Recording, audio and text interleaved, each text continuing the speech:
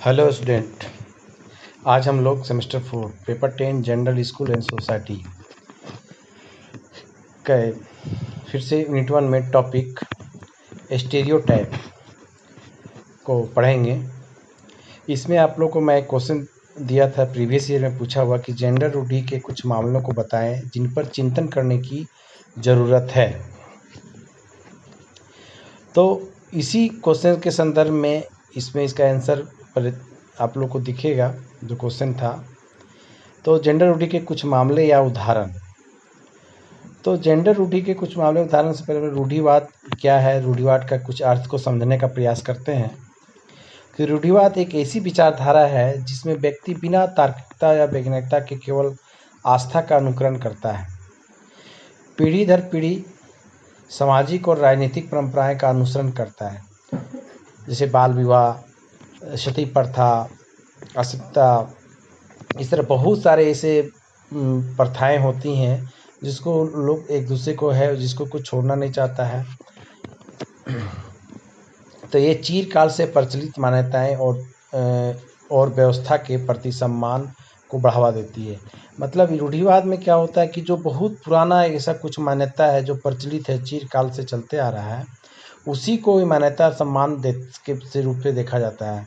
यह विचारधारा नए और बिना आजमाए हुए विचारों और संस्थाओं को अपनाने के बजाय पुराने और आजमाए हुए विचारों और संस्थाओं को कायम रखने में समर्थन करती है। यहाँ कहने का अर्थ है कि ये रूढ़िवादिता विचारधारा है, जैसे रूढ़िवादी मानसिक विचारधारा एक ऐसी विचारधारा है जिसमें कुछ नया आजमाए नई विचारधाराओं का नई कुछ को आजमाने से लोग डरते हैं कि हम ये नया करेंगे।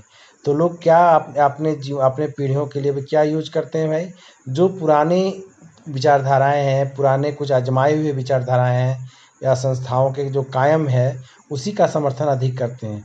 उसको कोई चेंज करने के लिए उसमें कुछ परिवर्तन लाने का भी पक्ष में नहीं के बराबर लोग रहते हैं। तो या अंधविश्वास बोलिए, रूढ़िवादिता बोलिए, एक रूढ़िवाद में इसमें हम लोग और समझने की कोशिश करते हैं कि रूढ़िवादिता से तात्पर्य हमारे समाज की उन परंपराओं और मान्यताओं से है जो वर्षों से चली आ रही है, जिनके पीछे कोई वैज्ञानिक पुष्टि नहीं, मतलब कोई वैज्ञानिक उसका प्रूफ नहीं है, परंतु उनका निर्माण मात्र इसलिए किया जाता है क्योंकि वर्षों से वह चली आ रही है। हम लोग उसको इसलिए मानते हैं क्योंकि बहुत वर्षों से चली आ रही है, उसको कौन चेंज करेगा, लोगों को डर भी लगता है। इन परंपराओं और मान्यताओं से व्यक्ति विशेष या समाज में किसी भी प्रकार की लाभ नहीं होती है, और अतः जो भी परंपराएं किसी प्रकार की लाभ नहीं के बराबर होती है। तो जेंडर रूढ़िवाद के कुछ मामले को हम लोग निम्न प्रकार से देख सकते हैं जिन पर चिंतन करने की हमें आवश्यकता है।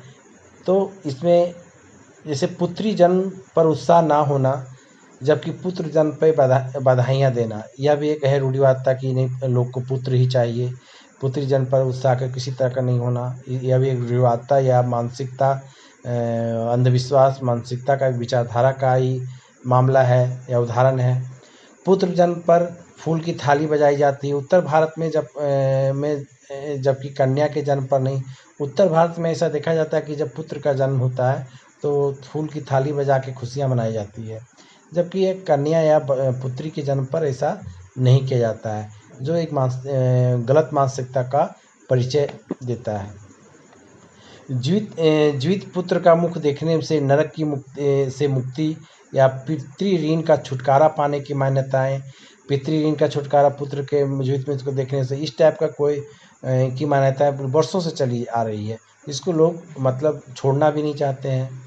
पूर्वजों को पिंडदान इत्यादि प्रदान करने में पुत्र को ही प्रमुखता मिलती है, पुत्रियों को नहीं मिलती है। यह भी एक मान्यता बहुत ही चिरकाल से इस तरह का चली आ रही है कि नहीं, पुत्र को ही पिंडदान करना आवश्यक है। अंतिम संस्कार इत्यादि का संपादन पुरुषों के द्वारा ही होता है और उसी के द्वारा किया जाता है। यह भी एक रूढ़िवादिता या अंधविश्वास की जो पूर्वाग्रह की विचारधाराएं हैं, यह भी एक मामला, एक एग्जाम्पल के रूप में हम इसको देख सकते हैं। मनुस्मृति के अनुसार जिस पिता की पुत्रियां ही हो, पुत्र ना हो, वहाँ विवाह ना करना। मतलब यहाँ कहने का मतलब है कि कोई ऐसे पिता जिनकी सिर्फ पुत्रियां हैं और पुत्र उनके यहाँ नहीं है, तो वहाँ पे कोई विवाह के कार्यक्रम के लिए या विवाह के लिए भी लोग नहीं आते जाते हैं कि वह उनका वंश जो है नहीं चलेगा। इस तरह की धारणाएं हैं, मानसिकता होती है। पुत्र ही वंश परंपरा को आगे बढ़ाएगा, ऐसी धारणा है केवल पुत्री ही रही तो वंश समाप्त हो जाएगा। इस तरह की भी धारणाएं देखने को मिलती है। आर्थिक अधिकारों और पैतृक संपत्ति का हस्तांतरण पुत्री की ना होकर सदैव पुत्र की ओर होना। जो भी आर्थिक अधिकार है, मतलब जो अगर जिनके घर में उनके कोई बुजुर्ग जो होते हैं, उनके डेथ के बाद उसका अधिकार क्या पितृसत्ता में हम लोग बताए थे, उसी का अनुसार यह भी है कि जो भी पैतृक संपत्ति होती है उसका जो हस्तांतरण होगा वह पुत्री को नहीं दिया जा करके सदैव पुत्र को। ये भी एक मानसिकता बनी हुई है, एक रूढ़िवादिता है कि नहीं पुत्र को ही दिया जाएगा, लेकिन आज के समय में ऐसा नहीं है। बाल विवाह कर देना जिसमें बालिकाओं की शिक्षा आदि का मार्ग अवरुद्ध हो जाता है। यह भी एक रूढ़िवादिता का मुख्य कारण कि बाल विवाह करना, जो बालिकाएं क्या होता है कि शिक्षा के क्षेत्र में इसके स्कूलों के विद्यालय का अवरुद्ध हो जाता है विवाह के बाद। इस तरह की मान्यता ये भी रूढ़िवादिता के एक प्रमुख लक्षण या उदाहरण हम लोग कह सकते हैं। दहेज जैसी कुप्रथा के कारण कितनी बेटियों और बहनें आग की भेंट चढ़ा दी जाती है। आए दिन आप लोग पेपर के माध्यम से, विभिन्न जनसंचार के साधनों के माध्यम से या न्यूज़ चैनलों के माध्यम से, पेपरों के माध्यम से आप लोग या देखते होंगे कि हर दिन दहेज के कारण कितनी हत्याएं होती है। परंतु हमारे समाज में एक झूठी शान दिखाने के लिए दहेज लेने और देने का होड़ मची हुई है। फिर भी देखिएगा कितना चाहा हुआ, लेकिन दहेज सिर्फ लेने वाला ही दोषी नहीं होता, दहेज देने वाले भी दोषी होते हैं। उसकी भी होड़ है कि हम अपनी बेटी को इतना दहेज दिए, ये देखने को मिलेगा। उसमें उसकी क्या होता है, एक झूठी शान बनती है, अपनी प्रतिष्ठा को दिखाते हैं कि हम बहुत बड़े लोग हैं, जिस कारण से बालिकाओं के अभिशाप के स्वरूप माना जाता है। ये भी एक रूढ़िवादिता के मामले या उदाहरण के रूप में हम लोग इसको ले सकते हैं, जिस पर चिंतन करने की आवश्यकता है भविष्य के लिए।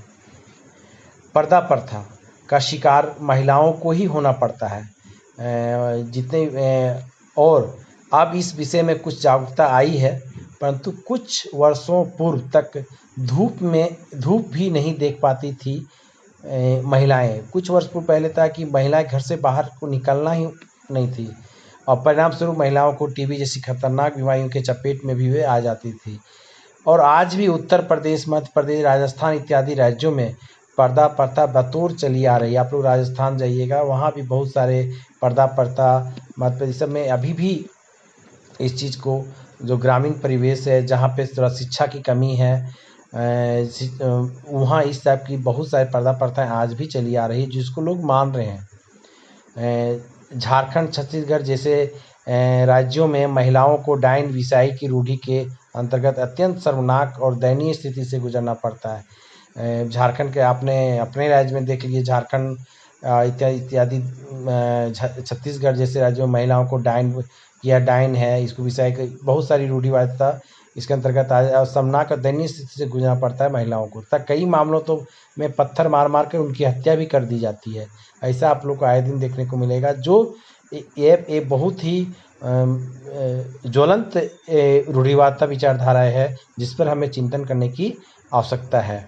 मुस्लिम बालकों का खतना या सुनने में ही बहुत भयावह लगता है, परंतु परंपराएं के रूप में शिक्षित और अशिक्षित दोनों ही प्रकार के मुस्लिम समुदाय इसे आज भी ढो रहे हैं।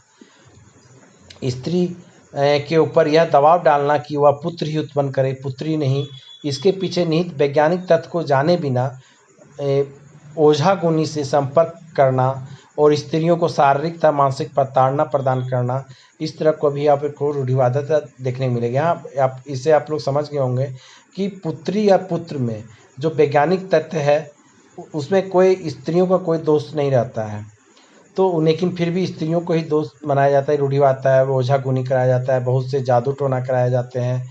मैंने कोई उसका मेडिकल बिना करके जानकारी के अधूरा में उसको शारीरिक और मानसिक प्रताड़ना को भी झेलना पड़ता है, जो मैंने एक ज्वलंत मुद्दा ये भी है, और इस पर हम लोग को चिंतन करने की आवश्यकता है। अतः हम लोग विभिन्न तरह के रूढ़िवादिता के मामले को हम लोग देखें, जिसमें हम लोग को चिंतन करने की आवश्यकता है। आज प्रत्येक राज्य तथा क्षेत्र में स्त्रियों के साथ असमानतापूर्ण व्यवहार किया जाता है और हमारी रूढ़ियों के कारण स्त्रियों के प्रति अमानवीय आचरण खुलेआम होता है। यदि किसी स्त्री का बच्चा ना हो तो उसे बांझ कहा जाता है, परंतु यदि पुरुष में ही कोई कमी हो तो उसे उस परिवार या समाज में ढकने का प्रयास किया जाता है। ऐसा देखने को आपको मिलेगा। स्त्रियों को अगर बच्चा ना हो तो उसे बांझ के रूप में बोला जाता है, लेकिन पुरुष में अगर कमी हो बिना पता लगाए तो उसे उसके परिवार में किसी तरह का कोई उसे हमेशा ढकने का प्रयास किया जाता है। ये भी एक पूर्वाग्रह मानसिकता या रूढ़िवाद मानसिकता या अंधविश्वास की मानसिकता से लोग ग्रसित हैं, जिस पर हम लोग चिंतन करने की ज़रूरत है और अपने समाज को आगे बढ़ाने की आवश्यकता है। पुरुष स्त्री को पुत्र उत्पन्न ना करने पर, दहेज ना लाने पर छोड़ सकता है, पर क्या किसी स्त्री द्वारा अपने पति को संतानोत्पत्ति के अक्षम होने या अपनी आवश्यकता की चीज़ों ना लाने पर छोड़ने की घटना सुनी गई है? बिल्कुल नहीं। यहाँ कहने का तात्पर्य है कि पुरुष है, चाहे पुरुष ऐसा होते हैं कि स्त्री को अगर पुत्र उत्पन्न नहीं हो रहा है, सिर्फ पुत्री हो रही है, चाहे दहेज नहीं लाए हैं, तो उसे वह छोड़ सकता है। परंतु कभी ऐसा नहीं देखा गया कि अगर पति में ही किसी तरह की कमी हो, पति उसकी आवश्यकताओं की पूर्ति न कर पा रहा हो, तो कभी छोड़ने या सुनने की घटना नहीं देखी जाती। तो ये सब मानसिकता एक गलत मानसिकता है। ये सब रूढ़िवादिता बोलिए, पूर्वाग्रह और जो स्टीरियोटाइप है, जो लैंगिकता के विकास में, लैंगिक भेदभाव के, सामाजिकता के सामाजिक विकास में, यह बहुत ही ये विचारधारा हम चिंतनीय है। और हमारे समाज में लैंगिकता के कुछ मामले उदाहरण इस प्रकार हैं जिस पर चिंतन करने की आवश्यकता है, ताकि इस तरह की विचारधारा से हमको मुक्ति मिल सके। और हम लोग नेक्स्ट वीडियो में इसके समाप्ति के उपाय हम लोग इसी तरह देखेंगे कि आखिर ये रूढ़िवादिता की समाप्ति का कौन कौन से उपाय हैं, हमें क्या क्या हमको जागरूकता लानी पड़ेगी, ताकि हम समाज में एक सभ्य समाज के रूप में, एक सभ्य संस्कृति के रूप में, आप सभ्य संस्कार के रूप में देश को या अपने राष्ट्र को एक अच्छा परिचय दे सकें। धन्यवाद।